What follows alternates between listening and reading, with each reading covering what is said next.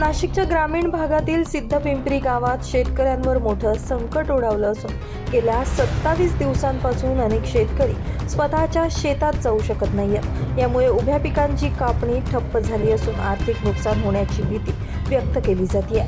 मिळालेल्या व्यक्तींनी शेतकऱ्यांचा जाण्याचा रस्ता बंद केला। संबंधितांनी रस्त्यावर मोठ्या प्रमाणात लाकडाचे ओंडके टाकून मार्ग अडवून ठेवला। यामुळे शेतात ये-जा करणे अशक्य झाले असून शेतकरी हवालदिल झालेत। दरम्यान रस्ता अडवणाऱ्या व्यक्तींकडून त्यांच्या शेतीचा सातबारा दाखवत त्या ठिकाणी नाला असल्याचा दावा केला जातोय। सातबाऱ्यात नाल्याची नोंद असल्यानं तेथे रस्ता देता येत नाही असं सांगत शासनाची दिशाभूल करण्याचा प्रयत्न होत असल्याचा आरोप स्थानिक शेतकऱ्यांनी केला। केलेला आहे। आम्हाला हा खुला करण्यात यावा। आज 27 दिवस झाले तसा रस्ता आमच्या शेतात जाऊन द्यायला बंद आहे। त्याच्यानंतर जी शासनाची ते दिशाभूल करताय 315 वाले शासनाची दिशाभूल अशी करताय का हा जो नाला इकडनं आलेला आहे, हा नाला आलेला आहे तर हा नाला ते रस्ता म्हणून शासनाला दाखवताय। तो नाला आहे तिथं, हा नाला पूर्ण इकडे खाली शिवाला गेलेला आहे हा नाला। आणि या नाल्यातून इकडच्या यांना रस्ता जाण्यासाठी फक्त नाल्यापर्यंत आहे आणि त्यांचा गट 315 इकडनं आहे। त्याची मागणी ते इकडनं करतायत 315 साठी शिवानी जाऊन तो रस्ता असा येतोय। तुम्ही बघू शकता अर्जदार इथून पण रस्ता मागतो, इथून पण मागतो आणि 345 344 इथून पण अर्जदाराची मागणी। फक्त आता अर्जदार हा इथं असल्यामुळे यांनी हे 4 पित्ते तयार केलेले आहे त्यांचे। 361 मधला पित्ते आहे का भाऊ इथून रस्ता खुला करे, तू याला दारू पाणी पाजून काय पैसे देऊन काय करेल XYZ हा याच्यासाठी पैसे देऊन आमिष दाखवून याला आमचा रस्ता बंद करण्यास सांगितलं का जेणेकरून इथं पुढे रस्ता खुला केला जाईल। याला तेच सांगतो आणि यांना ऍक्च्युअली 315 साठी इकडनं रस्ताच नाहीये, पण 315 नी जो 346 आहे ना 346 ची खरेदी घेतलेली आहे।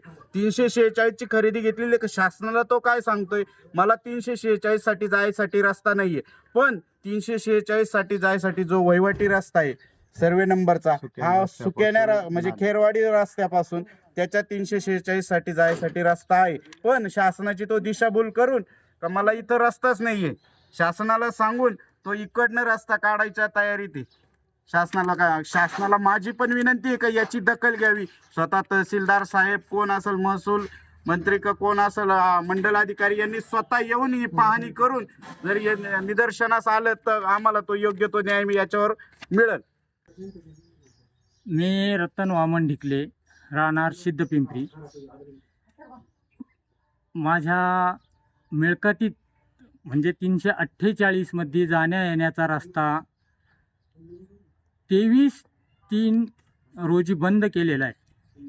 त्याच्या अर्ज वगैरे सगळं पोलीस स्टेशन तहसील सगळीकडे झालेले, तरी रस्ता वहिवाटीचा असल्यामुळे खुला करण्यात आलेला नाही।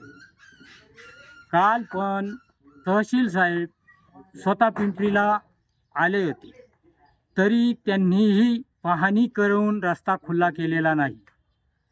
अशा वेळेस अशा साधारण माणसांनी काय करावे, तर त्वरित यावर काहीतरी निर्णय घ्यावा असं मला वाटते।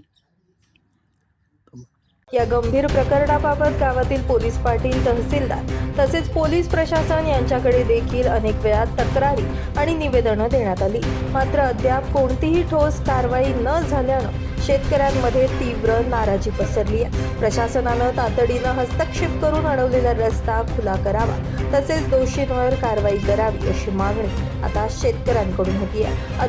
नितीन चव्हाण, महाराष्ट्र 24 न्यूज, सिद्धपिंपरी।